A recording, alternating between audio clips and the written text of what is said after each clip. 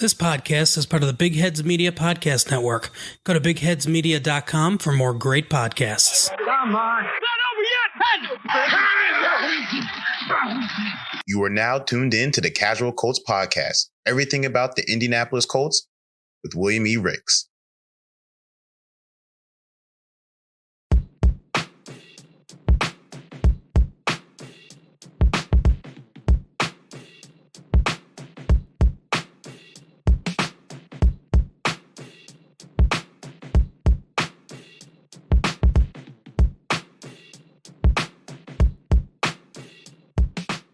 Hey, how's it going, everyone? This is William E. Ricks, and welcome to another exciting episode of the Casual Colts Podcast.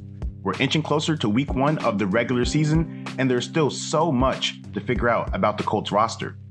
First, we look at Indy's first two preseason games, specifically the quarterback position. Who has impressed so far, and who should really be under center in week one? We also talk about the other things that caught my eye in the first 2 weeks of the Colts preseason. We also continue our regular season preview series with weeks 9 and 10 this week. The Colts face two teams that are relying on rookie quarterbacks to succeed. Can Darius Leonard and the defense stifle their rhythm and help Eason while Wentz is still getting healthy? The only way to find out is to stick around for that segment.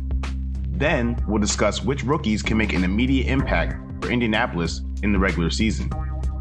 And lastly, we'll talk about Michael Pittman Jr. and how he's been impressive during the offseason for Indy.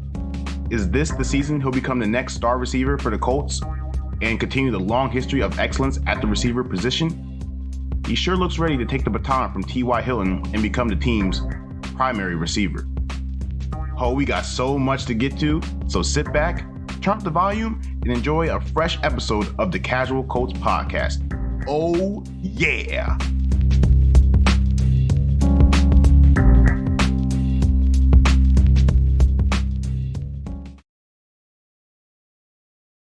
You are now tuned in to the Casual Colts Podcast. So come as you are, and as always, keep it casual.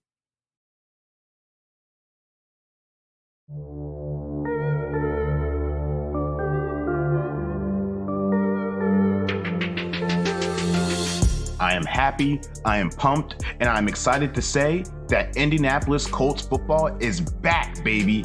The team has played in 2 preseason games since we last talked, and it was pretty solid. We won both games against the Panthers and Vikings, so 2-0 so far in the preseason isn't too shabby. Despite the wins, the biggest storyline has been Indy's QB situation because of Carson Wentz's injury. Jacob Eason started in the first preseason game, and rookie Sam Ehlinger took the start in the second one. After 2 weeks of performances, I'm beginning to lose faith in both of them being capable starters for the team. Both signal callers haven't wowed in terms of production, which is a bummer. They both had plenty of time to get accustomed to the offense in the offseason, especially during training camp. On the other hand, I do understand that this is their first ever NFL game experience, but Eason and Ehlinger look considerably worse in their second outing than their first. Nevertheless, Eason has played the most mistake-free football in the preseason out of the two. He's yet to throw an interception, while rookie Ehlinger has thrown 3 and fumbled the ball once. Eason has also lost a fumble, his only turnover of this preseason. Because of that and his experience in Indy system, he has the lead for the quarterback race for now. That shouldn't make him feel any better because Ehlinger is more so losing the job than Eason is winning it. And after the game against the Vikings, the Colts had averaged 5 yards per pass attempt. Yeah, 5 yards per pass attempt.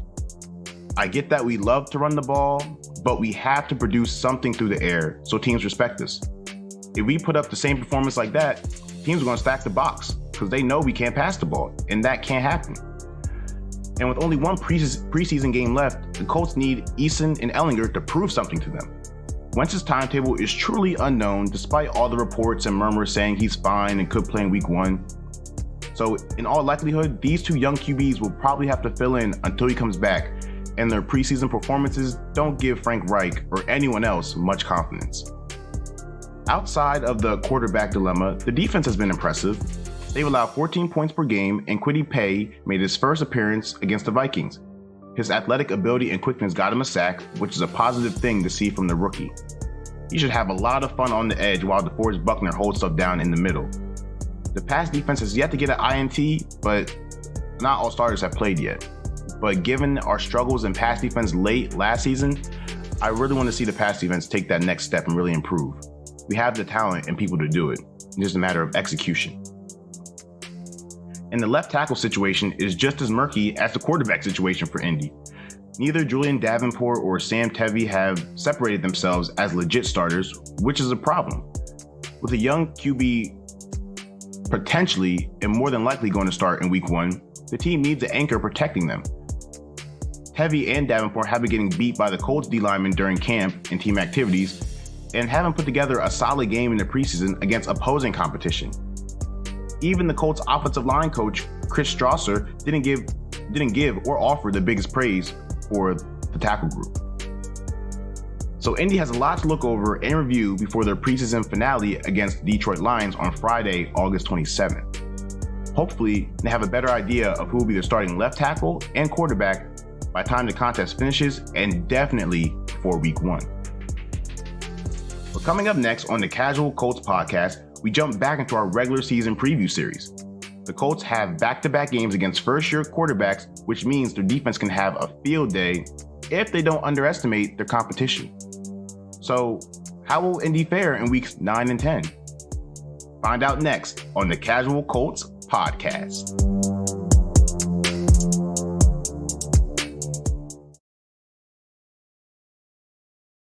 Don't go yet. There's still more Colts content coming your way, so keep it locked to the Casual Colts podcast.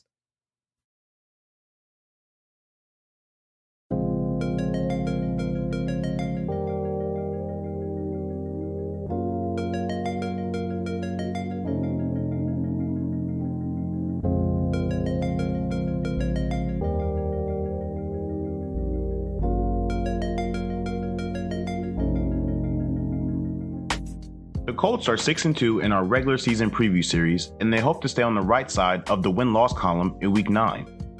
After suffering a loss to division rival, the Tennessee Titans in week 8, they have a short week to prepare for Zach Wilson and the New York Jets on Thursday Night Football. The Jets are a team that the Colts should easily beat as they are far more talented than them. The loss in week 8 will have Indy coming into this game against New York focused. They will force pressure on Wilson, getting him off his spots and forcing the rookie to show that he can fling the ball on the run. The limelight on Thursday night and facing a tough Colts defense will impact Wilson, and he won't have his best performance. 2 interceptions and a lost fumble highlight a down day for the number 2 overall pick at home. Offensively, the Colts still can't find a rhythm, at least in the passing game. The running game keeps the unit afloat, however, as Jonathan Taylor and Marlon Mack combine for 3 touchdowns against a solid Jets defense. Eason has a game manager-esque performance, not throwing a touchdown or an interception. He defers to the potent run game and making timely passes to keep drives alive. This approach helps Indy control the ball and the clock for most of the night. This primetime game won't be a flashy one that people remember, but that's okay with Indianapolis. They'd instead go 1-0, even if it's in the most unappealing fashion. So the Colts run the damn ball and shut down the Jets offensively en route to a 24-6 beatdown on Thursday Night Football. A win in primetime is huge and keeps the train going at 7-2 for Indianapolis. But things could get interesting in Week 10 as they have to deal with a division rival with a first-year head coach and a rookie quarterback. Will the team stumble against the Jacksonville Jaguars? Keep it locked on the Casual Colts podcast to find out.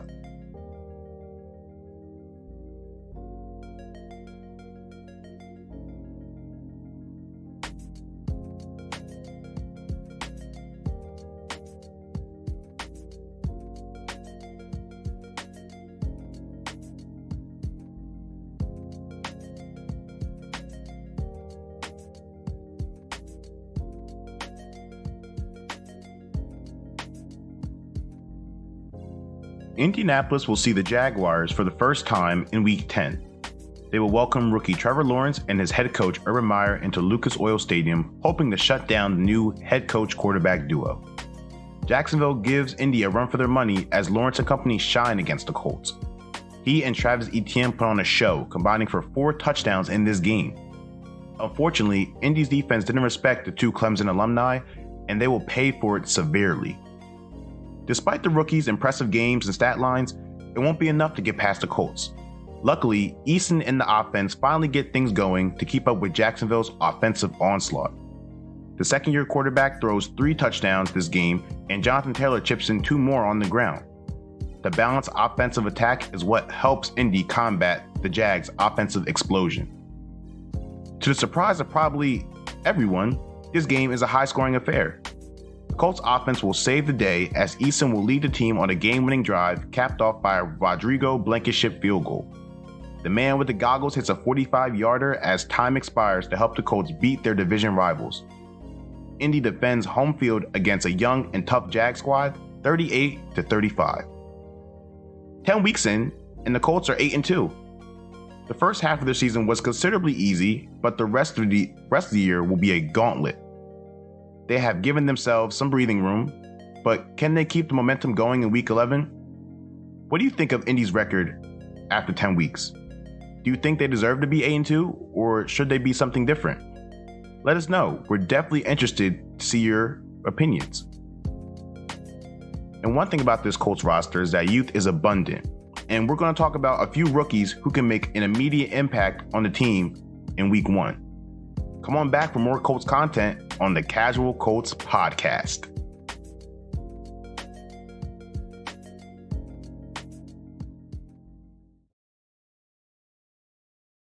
Hey, this is William E. Ricks, host of the Casual Colts podcast. I want to thank you for tuning into my show. And as always, make sure to follow us on social media. We have a Twitter account at Casual Colts Pod. We have an email at casualcoltspodcast@gmail.com to hit us up with any questions, concerns, smack talk, or just want to stop by and say hello. And we also have a YouTube page, Casual Colts Podcast.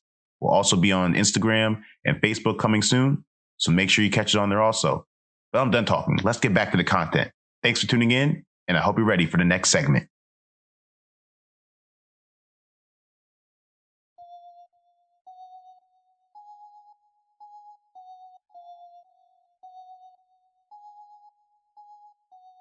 After this year's NFL draft, many Indy fans, and myself included, were satisfied but in a wait-and-see mode with the team's draft selections. After OTAs, training camp, and a couple of preseason games, some rookies have made a name for themselves on the squad. Out of all the first-year players on the Colts roster, who can make an immediate impact on the field for the team in Week 1? In only a small sample size, Kwity Paye looks like one of those first-year impact players. Paye made his debut in the Vikings game, and boy did he make an entrance. He registered a sack on Kirk Cousins with a quick and athletic move off the edge. That's just the reward of him dominating Indy's tackles during camp. He's been impressive so far and will only get better as the season progresses. Even if the team uses him in pass rush only situations to start, he'll be a force off the edge. Once he becomes more consistent against the run, something that DeForest Buckner can help him with, Paye will be an unstoppable presence for the Colts defense. The sky's the limit for the number 21 overall pick, and he's only scratching the surface of his potential. The Colts could have also found a gem in the 7th round too. Wide receiver Michael Strahan has torn it up during Indy's camp and has shown some flashes in preseason action. His colossal frame, 6'5", 230 pounds, makes him an easy target for any of the team's quarterbacks. In addition, Wentz has an affinity for big-body pass catchers, which could play into Strahan's favor when Wentz returns from injury. He's been getting first-team reps, signaling that he could become a useful piece in the Colts receiving corps. Veteran corner Xavier Rhodes also had nothing but good things to say about Strahan during camp. So if he keeps it up, he could become a real rookie X-factor for the Colts offense. And Sam Ehlinger could also make an immediate impact simply because he could be the starter. He hasn't proven that he can handle it yet, but there is still a week left in the preseason. If he can limit his turnovers and lead the team on a few scoring drives against Detroit on August 27th, it would help his chances. If he isn't the number 1 quarterback, he can still make an impact with his legs. He is a talented runner and isn't afraid to drop his shoulder if necessary. He could be used in specific packages to throw defenses off and use him almost like a wildcat quarterback. Reich can get creative with his offense, so I wouldn't put this past him, and he's probably had a few packages already installed during training camp. That's just my opinion. It's not fact. I don't know this. I don't know this kind of stuff yet. But these rookies have the talent and have put in the work so far to help the Colts make an immediate impact on the regular season. And Michael Pittman Jr. did a similar job of that in 2020. And next, we're going to talk about him, his growth coming into year 2, and how he is the next receiver to continue Indy's lineage of legendary pass catchers. Don't go anywhere. The Casual Colts podcast will be right back.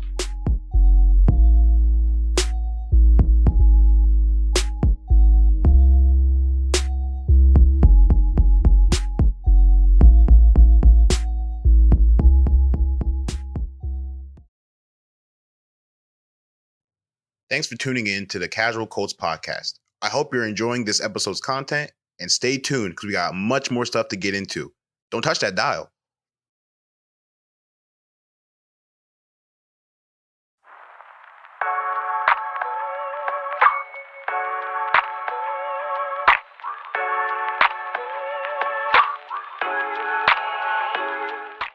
Over the past decade or two, the Colts have been spoiled with premium talent at the receiver position.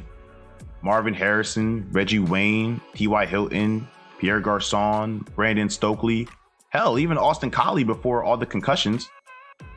And I mentioned T.Y. Hilton, and we brought him back on a 1-year, $10 million deal for the 2021 season, but most people know that his best days are probably behind him. So the Colts need to have another pass catcher who can fill the number 1 hole when Hilton, officially hangs it up.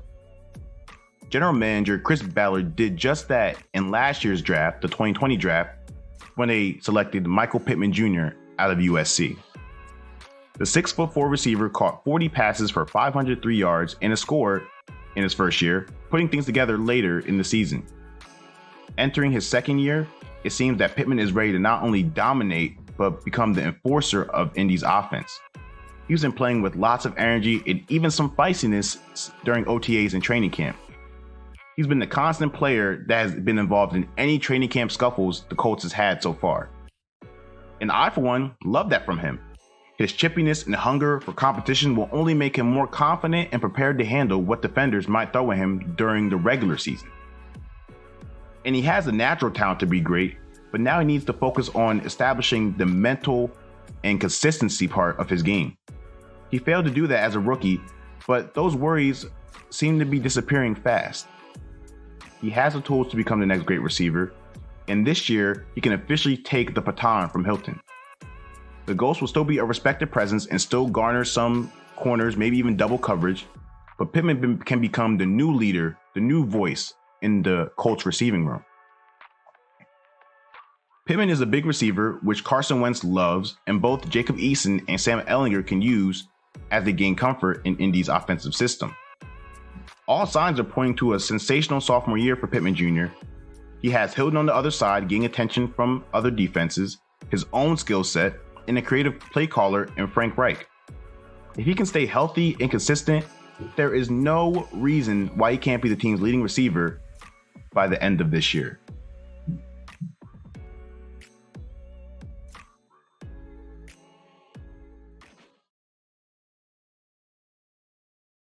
This podcast is part of the Big Heads Media Podcast Network. Go to bigheadsmedia.com for more great podcasts.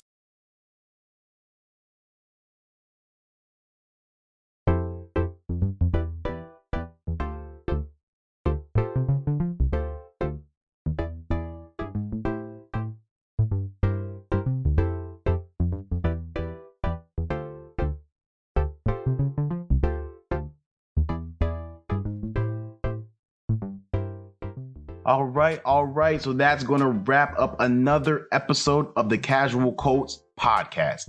As always, thank you to everyone who tuned in. Your support is much appreciated. Please make sure to go subscribe to the podcast. We are available on every streaming platform.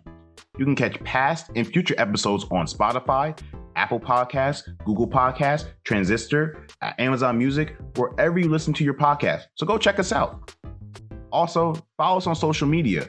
We have a Twitter at Casual Colts Pod, a YouTube page, Casual Colts Podcast, And if you have any questions, comments, topics, smack talk, reviews, just want to say hi, make sure you email us at casualcoltspodcast@gmail.com. We would love to hear from our listeners and see what you guys think of the show and what we could do to make this show even better for the future. Once again, I thank you guys all for listening. I hope you all have a prosperous week. Keep it casual. And as always, go Colts. Have a good one, everybody.